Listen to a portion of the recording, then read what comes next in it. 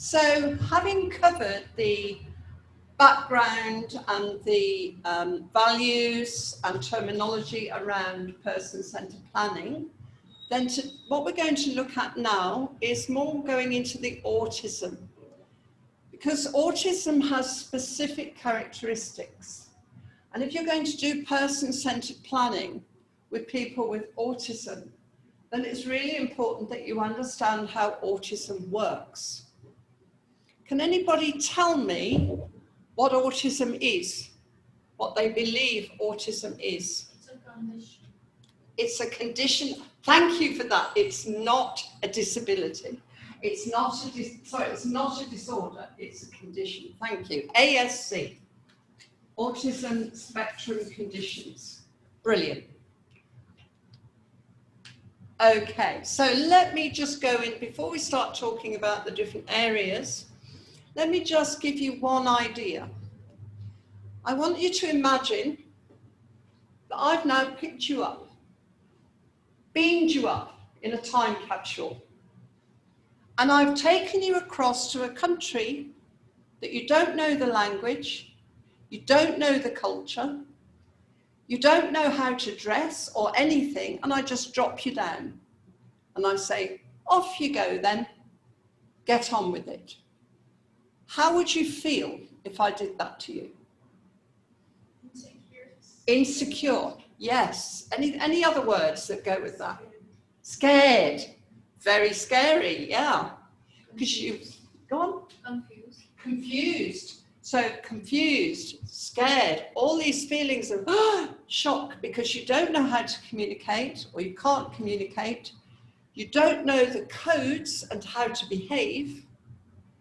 You don't know, especially if you're a woman, sorry guys, but especially if you're a woman being dumped down in that, there are even more rules for women than there are for men in most countries. So how do you survive? How do you even get food? Now, if you have an autism spectrum condition, for many people, that feeling of anxiety and scary and all the rest of it is how you feel every single day. Because it's like they've been picked up and dumped down in a neurotypical world, which is our world, our neurotypical world. And they have to be expected to function with the difficulties that they have. So if we look at the key difficulties that people with autism experience, and many other disabilities experience these difficulties as well. We have what we call the triad of impairments, 3 specific areas of difficulty. One is communication.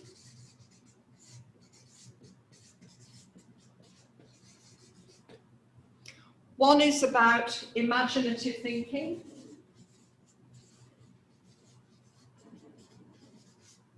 And how you process information, how your brain actually processes the information that's going into it, and how you act on that information, which is called the cognitive processing. And then we also have social interaction.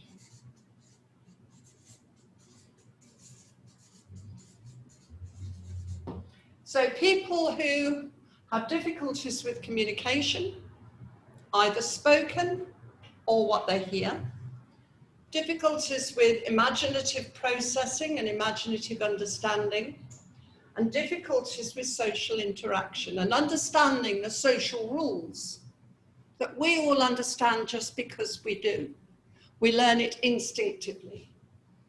Or we learn it because our mother tells us off because we get it wrong when we're young. And mother tells us off and we learn it from mother. We copy. This is another way that we learn social interaction. But people with autism have big difficulties with that. Then, big deal, sensory. So we have sensory difficulties as well, which we're going to talk about first. Now, if you're living in a world where you don't get the communication, you don't understand how to socially interact, you don't understand how to process information, and you're being bombarded with sensory issues. How are you going to feel? As you said, confused, you're going to feel scared, you're going to feel frightened. And the big word, which is the big one we have to think about, is anxiety.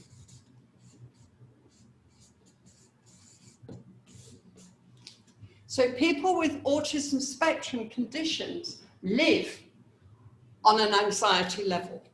Every day for them, when they get up in the morning, they start to feel anxious. When they're going to bed at night, often they feel anxious. They often don't sleep. And because of this anxiety, we get certain things that arise as a result of that, which are behavioural. So we're going to possibly see rituals, ritualistic behaviours, so repeating a behaviour or a particular form of movements or whatever regularly, and also obsessions.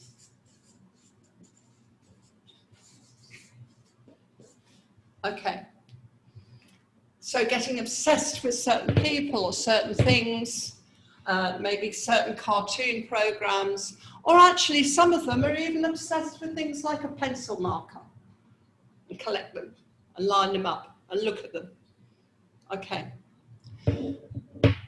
Think back now to the person-centered planning process. And we're talking about including people, we're talking about giving them rights, we're talking about giving them choices. And then you've got all of this. So it's a big challenge to make this happen for people who have all of these difficulties, which is what we're going to talk about today. So, we're going to start with sensory issues. And what are the different senses for? Let's think about that. We've got 5 different senses that we talk about here. In actual fact, when I'm talking about senses and I'm working with individuals, I work on 9 senses, not 5. People always think there's 5, but actually I work with 9. Because people with autism are very likely to have sensory differences and experience and feel the world in a different way to you or I. All of us have different sensory levels, but people with autism especially may be hyper or hyposensitive. So let's have a look at these different senses. For somebody with autism, okay, this is the little guy there in the centre. And if you think about how this looks around him, what does it look like? It looks a bit mad, doesn't it? This image. And for him, everything is coming crashing in on him. Everything is surrounding him and all jumbled up. It's a very good picture to illustrate this nightmare that the senses can create. So thinking about sensory processing issues. Sensory processing is so important to us. It's crucial to forming reliable precepts and percepts of the environment. So you understand the environment that's around you. You do that with your senses. You do it about the external and the internal environment. And difficulties with sensory processing, actually, if it disturbs the process, it has broad implications for how you can function. It might be actually the central point, we could say, in terms of autism symptomology. So when I show this diagram of the difficulties of autism, I always put sensory right at the centre, because this is huge in terms of its impacts. It It might precede and predict the emergence of social difficulties and repetitive behaviours. And perception is actually the ability to receive information through your senses and try to understand what that information means, to identify its relevance to other information, categorise it, and interpret its meaning. So, okay, if you're sitting in a chair now, just sitting in a seat right now, can you tell me, possibly, can you imagine where your feet are? So just feel where your feet are as you sit in your chair right now. I guess what you're feeling, if you're feeling where your feet are, you're feeling the floor beneath the soles of your feet. And feeling the floor below the soles of your feet is telling you where your foot is. It's telling you where it is in relation to your leg and the rest of your body. So you know where your foot is. If you have difficulties with what we call proprioception, which is one of the senses, you won't know where your foot is. Your brain won't receive the messages that is coming from the floor into your foot. So the sole of your foot will not be talking to your brain to say, my foot is on the floor. So therefore, if you're sitting in a chair and expected to focus on an activity, let's say, it's more difficult to focus on an activity where you don't even know where your feet are. And this is where we often see children and young people squirming around in the seat and not knowing where their legs and arms are and the rest of it. You may even not know where your hand is on the end of your wrist. You may not be able to feel that because the brain isn't sending the messages back to the hand and up and down and talking to where it is. Again, this is proprioception. So we need to constantly interpret what we hear, what we see, get those messages to the brain, and then be able to activate that and do something with that information. So the world around us can be perceived as a story that makes sense to us and the ways in which we can act on that story. So we perhaps haven't thought about it before. We're all getting loads and loads of information all the time. Now, thinking about hearing, for instance, and processing information. Imagine that you are driving a car. You're a car driver. And imagine that you're driving a car from this place to that place that you've never been before. And your music's playing in the car. You're happily driving along. When it gets to the point in your journey that you have to use a map or you're not sure where you're going, I will guarantee that the first thing you'll do is switch the music off, because you can't concentrate and think properly and process information while you've got sound coming in at you. So you'll switch that music off, or you'll tell the person in the next seat to be quiet because you need to think. And I guess people have been in that situation. Even if you're not drivers, you've been in similar situations that you can relate that to. Now, if you've got sensory issues with auditory sense or the hearing sense, it can be like that all the time because you're not able to shut out other sounds. So again, that makes it really difficult for people to be able to concentrate on what's being said to them and what's being expected from them. Sensory particulars in terms of people with autism, they may be oblivious to sensory input. This is hypo-responsiveness. So they're actually not able to recognize that those senses are bombarding them.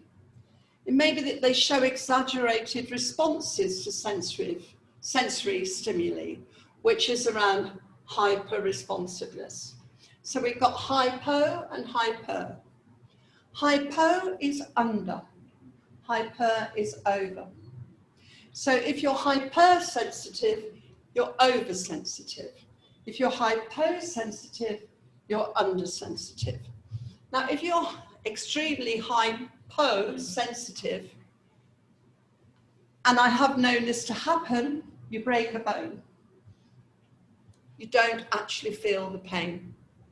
Because the pain, when you break that bone, doesn't transmit in the messaging system to the brain. So your brain doesn't know that you're having pain. It's just blocked because you're hypo or under sensitive.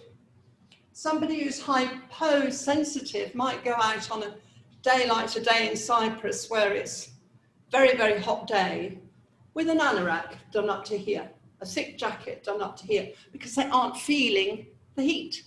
They're not able to regulate the fact that it's so hot.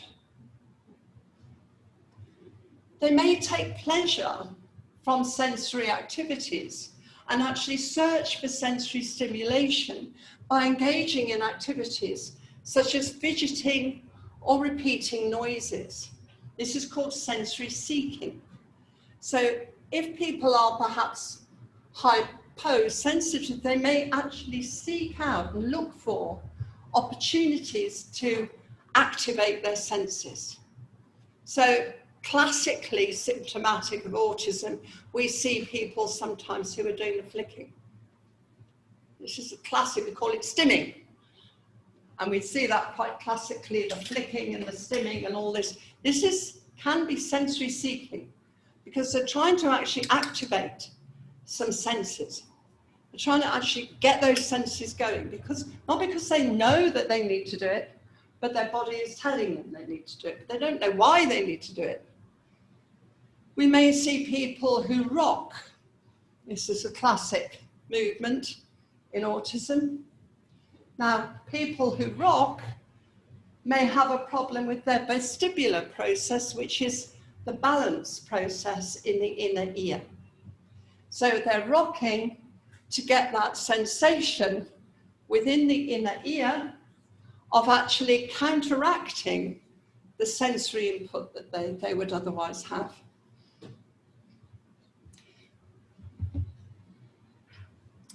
So neuropsychological findings suggest that children with autism have difficulty in suppressing targets surrounding visually attended areas, which explains why enhanced visual search is often reported in this population. So they're having difficulties also with those visual senses and the messaging systems that are coming in, although visual is the best with people with autism. The spatial attention profile can affect the way that relevant information is distinguished from the irrelevant one. So thinking about that in terms of spatial recognition, how close do you get to people? You know, are you able to get past a table without bumping into it? A lot of difficulties with knowing about how big a space is and what fits in what space. And it's possible that from the earliest stages of development, the difficulty to integrate the elements of the dynamic social information into stable representation might render social information less appealing and noisy. Now, in this room now, and I know we're recording, and I'm hoping that anyone listening to the recording is shutting out the sounds that are coming in from outside and focusing hopefully on my voice. Because we can. We don't have the same difficulties as people with autism will have in terms of channel confusion. So somebody with autism will hear the traffic noise from outside as loudly as my voice, or even more so. So they're not able to focus on the sound that they should be focusing on. They're not able to concentrate on what they should be listening to, because all the other sounds around them will overwhelm them and overtake the sounds that they actually need to listen to.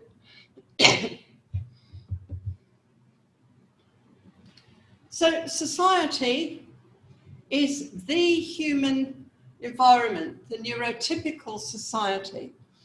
And it's been observed that children with autism who have more sensory issues show more adaptive difficulties in their daily life.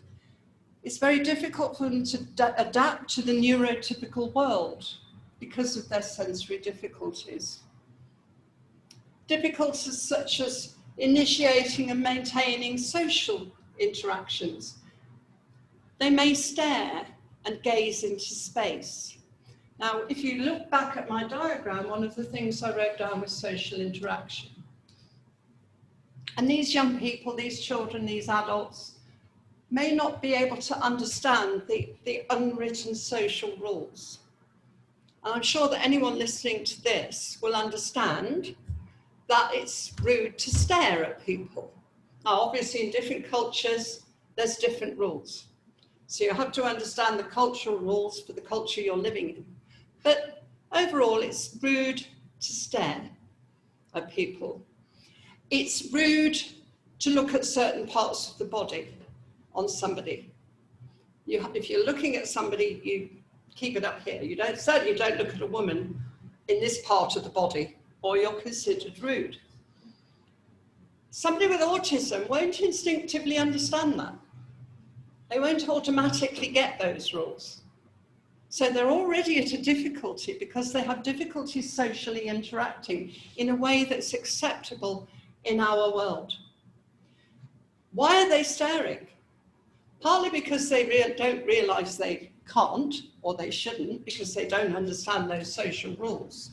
And maybe also partly because it's their processing speed. So they're looking at somebody, they're trying to work out that person's face or their body or who that person is, and that takes time. Now we call it the 13-second rule. And if you're talking with somebody with autism, because of these sensory processing difficulties, we understand that you should give them plenty of time to process the information. Now we're just going to keep quiet now for 13 seconds and see how long that is. Here we go.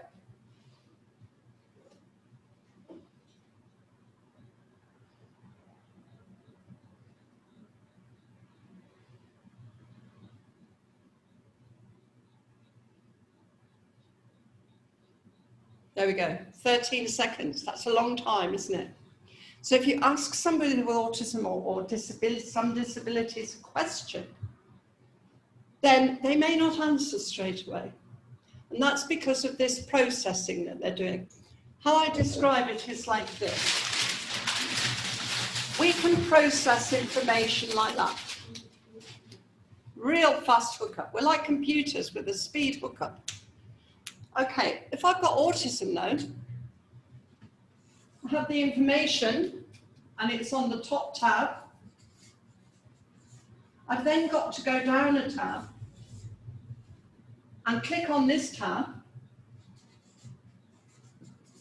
for the next piece of information. I've then got to click on this tab for the next piece of information. So in order to process what you've said, one word, one sentence, another word, another sentence, I've got to click, drop down, click, drop down, click, drop down. So it's a much slower hookup than neurotypical people in terms of processing particularly auditory information, which is one of the difficulties with the senses. Little story. Young man who came into the office and he was autistic, and he was explaining this business about slow processing. And he said, okay, it's like this. And there was a hammer on the desk because some work had been done. And he said, if I look at this object, I see a handle.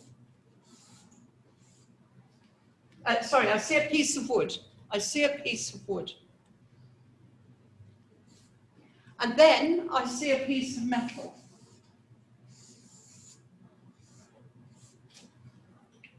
And then I see that the piece of wood is joined to the piece of metal. So we're now on about the third tab, aren't we? In the drop-down menus. And when I look at this piece of wood, I can see that it's a handle. You can hold it. And I look at the piece of metal and I think, you could bang things with that. So we're now on the 6th tab. And then I know that it's a hammer. So 7 tabs to get to that. And that takes time.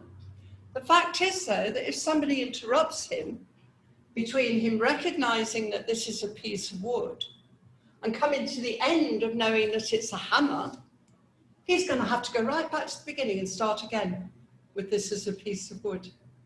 Which is why we say we give it the 13-second rule.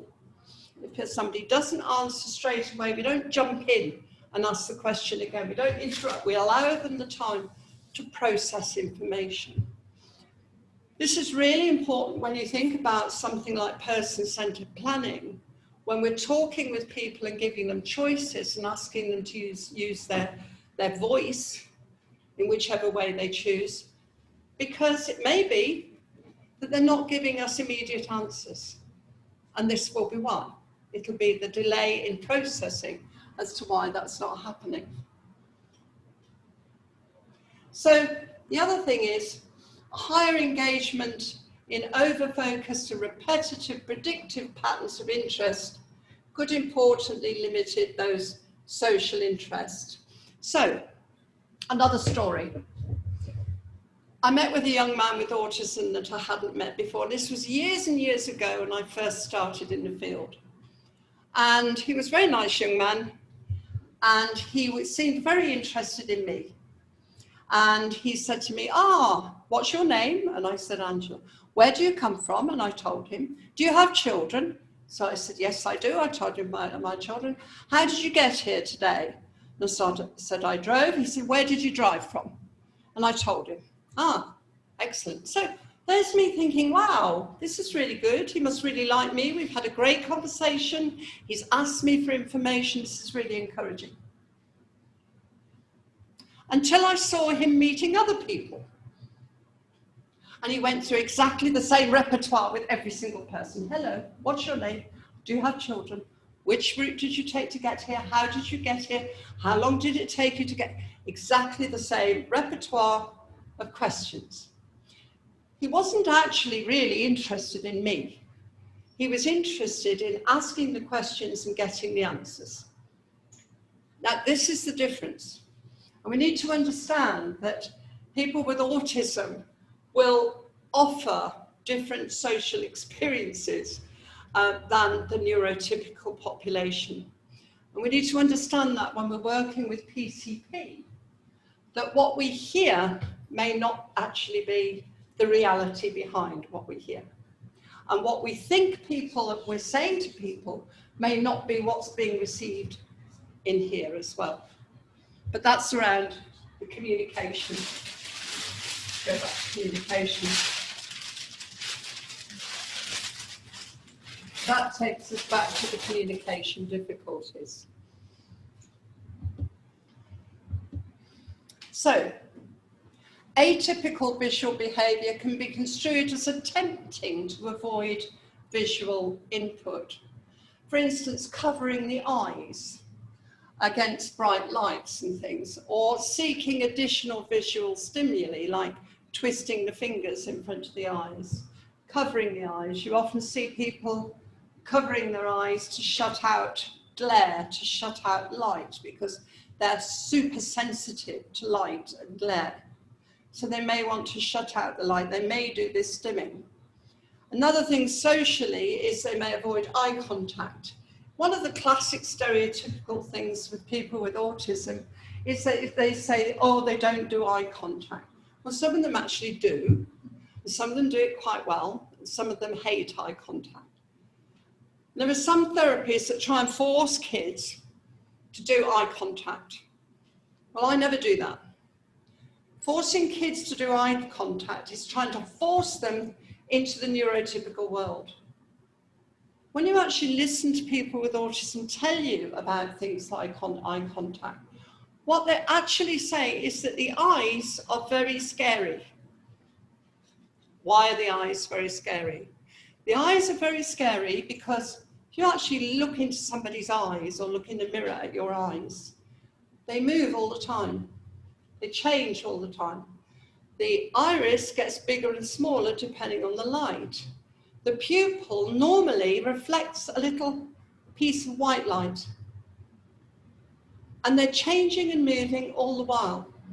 Now, one of the things that people with autism find it incredibly difficult to process is change, and things that change and move, and, you know, images that change and move.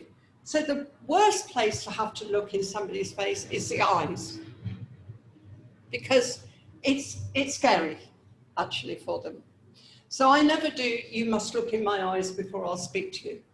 I'll say to them, look here or either side of the face. Because if you're forcing somebody to do something which is actually scary to them and makes them more anxious, they're not going to be able to concentrate on what they want in their life, are they? So it's cruel, in a way, to do this to people. One of the most well-studied aspects of visual perception in autism is that of face processing, given the pertinence for this skill in social reaction with neurotypical people. People with autism have difficulties in recognizing facial expressions. We come back to communication again, together with social interaction. They have difficulty in recognizing what a smile is. So they have difficulty knowing when people are happy or sad or unhappy or angry or any of these other emotions. This is why I said, if I took you to a foreign country now and just dropped you down, you wouldn't know, if you didn't recognize facial expression, whether people were angry with you or happy with you, which is even more scary. So this difficulty in recognizing facial expressions and body language makes it even harder to socially interact. The type of visual information does matter though. Children with autism may respond more robustly to some stimuli and less robustly to the rapid low-frequency processing that's so critical to our fast-paced world. They really will find difficulties in adjusting to our world. And everything in our world has to be like this, very fast, very fast. So we don't actually make the allowances for people who need longer. They can get there. Some of these people are very bright, very intelligent, can make big decisions and choices for their lives. Some of them are studying for PhDs. Some of them have learning difficulties. It's a spectrum. Some of them are married with children. Some of them need help to eat and feed. It's a spectrum. So we have to think about the fact that our world, even for the brighter people with autism, is a very difficult world for them. Taken as a whole, studies have supported a disruption in the processing of basic unimodal sensory information that forms the backbone of the higher order of cortical abilities such as socialization, coming on to communication and imaginative processing, all of which are impacted with the senses. So if we look at auditory issues, it's probable that atypical processing is related to the behavioral responses. So commonly observed children with autism, such as covering the ears, this is something they do a lot. They cover their ears. Or sometimes they'll cover their ears and go at the same time. And what they're doing is they're either shutting out too much sound, everything is too loud and they're shutting it out, or they're producing a different sound. If you actually put your fingers in your ears or on the little lobe of the ear and you just press it in and out, you almost get a sound like the sea going through your head. You get this lovely sort of echoey, seasidey sound. Well, once you've got that going in your head, it's masking all the other sounds. So this is one of the other things that you see with people with autism do. But they'll do things like that when they hear things like the vacuum cleaner or other loud noises, the blender. Another one that's really bad is hand towel things in there, you know, the things that dry your hands in the toilets. If the auditory input is perceived as unpleasant and it actually disturbs them or noxious, these individuals will learn to avoid that auditory input. They'll find strategies to do that and cut short the learning that comes from listening to the people and the world around them. So again, if we were talking about person-centered planning or life planning or transition with somebody with autism, we need to think about the environment where we're doing that. Is it noisy? Does the light glare? We need to really think about the environment we're in when we're working with these individuals. Communication difficulties. These are difficulties in understanding both verbal and non-verbal means of expression. So you're able to listen to my words and hopefully you're able to process the information that I'm giving you in a verbal way and understand what I'm saying. For people with autism, very often it's like I'm a radio that's not tuned in properly. So they might hear every fourth word or every third word that I say and not every word in order, because their sensory input is not giving the right messages to the brain. So not only may they not hear a full sentence, which means that what I'm saying to them may sound different to them, they get a different message than the message I want to give them. But also, it means that they're shutting out, because it's quite difficult for them to listen and to channel in on my voice, then they may shut out my voice for other sounds around them. So these verbal and non-verbal expressions become very difficult. As I said, they're not able to necessarily read body language. Now, body language and facial expression actually makes up 65% of communication. So 65% of all the communication we do on a day-to-day basis is non-verbal. So if you haven't got any of that, you've lost a lot of the language, haven't you? Straight away. It doesn't matter if I took you now to a foreign country where you didn't understand the language at all, you would know how people were feeling. You'd know when they were upset with you or whether they were happy with you or friendly people or not, just by looking at their faces and their body language. If you're autistic, you don't have that level of communication. So understanding the communicative cues is crucial, and that's how we get through life in the social world. So this pattern of visual, of understanding, sensory responses, auditory responses, will have an impact on understanding the social world that these people are trying to function in, and the world that they perhaps want to function in, some of them, and some of them would actually be quite happy to live on the moon because it's a much easier place for them to survive than it is in our neurotypical world.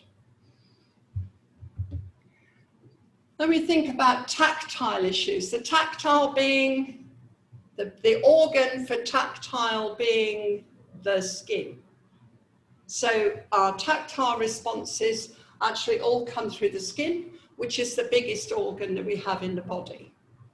And depending on where it is in the skin, we'll have more cells than others. So it's more sensitive in some areas than others. And the very sensitive areas will be in the tongue, on the palms of the hands, and in the genitals.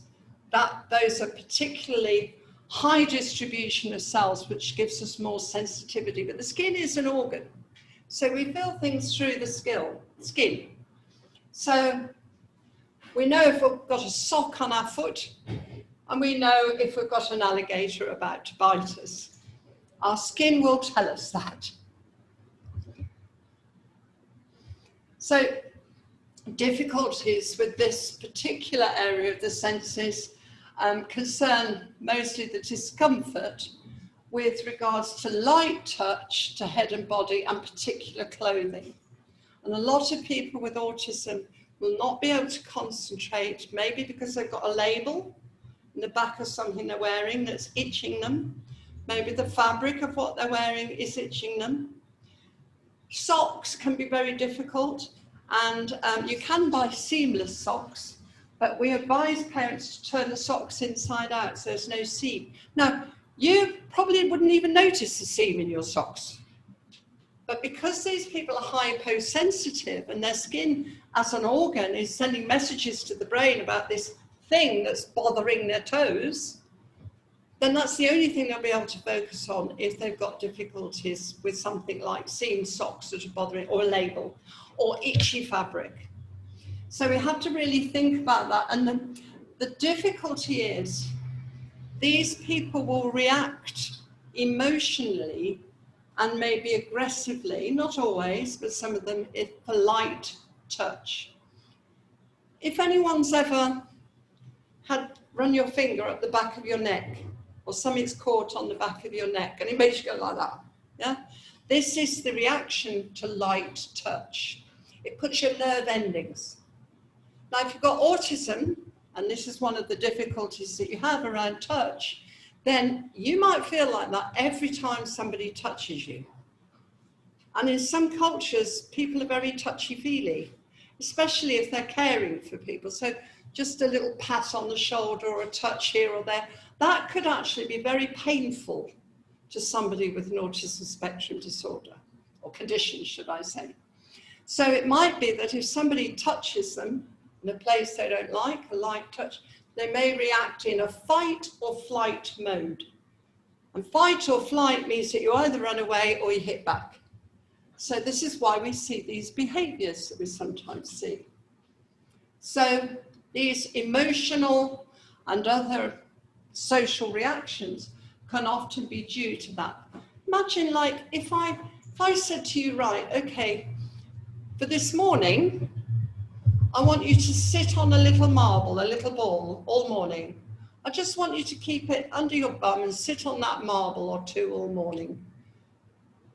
Would you be able to concentrate on anything but the marble?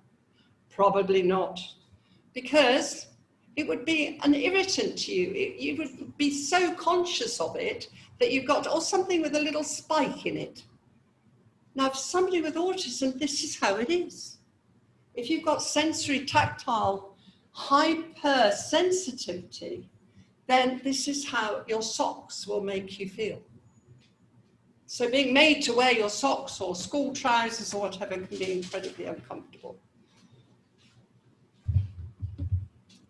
Difficulties in this domain have been linked to social emotional distress and have been shown to be a barrier to adequate participation in social environments. So again, if we're working with people with PCP, we've got to think about, are they comfortable? Are they able to focus and concentrate on what we're doing? And this is because hypersensitivity to touch can result in diminished motivation. I can't actually get involved in focusing on anything because I'm just only thinking about this sock that's bothering me. So difficulties with motivation to interact with other people, and also limiting the amount of potentially negative experiences that they're going to have if they then engage in social contact. So while we're talking about senses, let's think about taste and smell.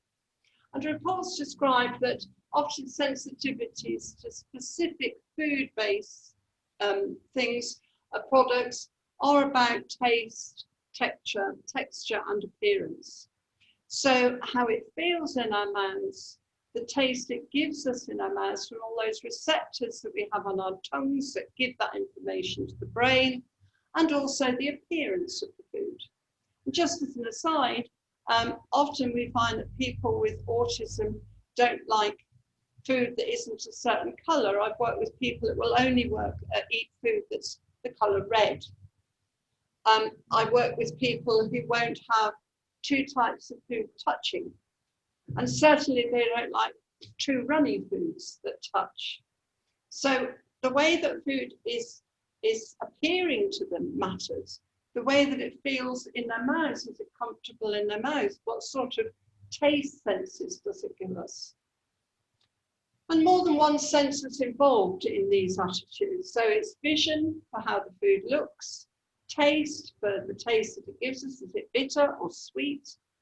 The smell of the food, because the sense of the olfactory sense within the nose is very linked with the taste sense from the mouth.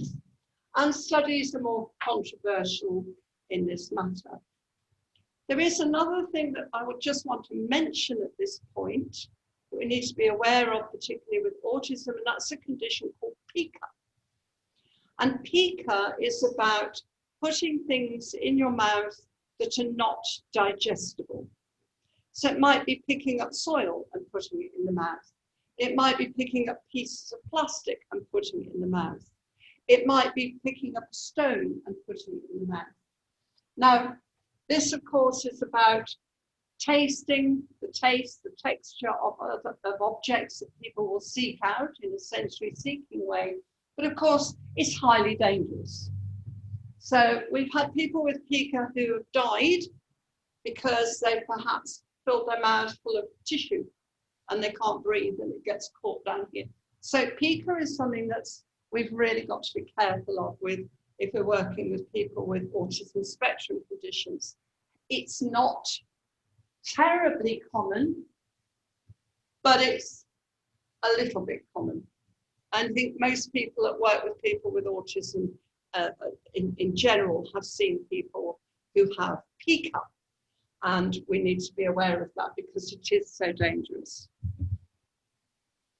So, adaptive skills to sensory processing. So in addition to the influence on social functioning, early sensory atypicality, you'll have to edit this, atypicalities, that's it. Various sensory atypicalities are known to signify impact on the overall level of adaptive function. Adaptive functioning refers to a set of conceptual, practical, and social skills that we perform in everyday life. Adaptive skill levels are reported to be more predictive of the outcome in individuals with autism spectrum conditions than in general intellectual functioning. So this adaptive behavior, if you like, and adaptive functioning is how people with autism will cope with the neurotypical world. So if we then look at something which is particularly important to having focus with people with autism spectrum conditions is attention. And in order to give attention to something, we have to be able to direct our sensory inputs and manage that sensory environment that we're in. While so we can filter out certain things that we don't need and we don't want to focus on in order that we can concentrate on others. And this selective attention could be further subdivided in operations such as attention switching and sustained attention over time. So to switch attention, it means we've got to be able to think about something that's going on over here and do that, and then just very quickly switch to that and turn our attention to something else. Now, people with autism will find that very difficult to do. Neurotypical people find it much easier to switch attention from one thing to another. For working with people with autism, we have to remember that they will not so easily be able to just switch attention. Everything needs to be offered to them in a way that is orderly and easily for them to turn their attention from one thing to another. It'll also possibly create difficulties with keeping focused on one thing. There is some interest in how people with autism select what information that they attend to, and what to ignore, and how this guides their ability to make sense of the changing world around them. So they're not naturally filtering this thing out and that thing out and paying attention to this. The whole world is often bombarding them. And so they will find ways of focusing in on internal mechanisms in order to be able to cope. So our ability to attend to things appears to have a limited capacity. So there's only so much information that we can consider at any one time, which is why I talked about driving a car, not knowing where you're going, having the music on, and trying to read a map or find your way. We have to then manage that situation by switching off the sound so that we can concentrate on where we're going. But people with autism will not be able to do that. They will struggle with that. And this difficulty is going to impact on their ability to concentrate and ignoring things that are actually getting in the way of their focus and concentration. Such a task can be even more difficult for autistic people, as I've said. And so the complexity of task will affect it. So if they've got a lot of different things going on, a lot of speakers at the same time, and complex tones of voice and all of the rest of it, they're going to find it very difficult to focus on things that are being said to them. And according to parents and children with autism spectrum conditions, they can function in a well-controlled environment, but they'll find it very difficult behaviourally often to cope in other environments that are not well controlled. So the best environments for them are ones that are calm and quiet and that don't have a lot of stuff on the walls that's going to interfere with their visual processing, that they can actually get away from distractors and be able to focus on what they're supposed to be doing. So things like a grocery store or supermarket will really affect their senses. And often we see children with autism having meltdowns in supermarkets. It may not be because they want a toy and they're not allowed that toy. It may be because of the light and the sound and the people, and even that they've moved the baked beans or something from here to here that week. So they've got change as well. So they will go into their behaviours, they'll have meltdowns in such situations, and also in things like children's birthday parties. Most kids love going to a party. Most kids love playing with other kids and getting involved and making lots of noise and running around. But the autistic child, really, this is very difficult for them. So they may be the ones that sit on the edge. They don't get involved. They take themselves away from that stuff with their hands in their ears. No, no, no, don't make me do this.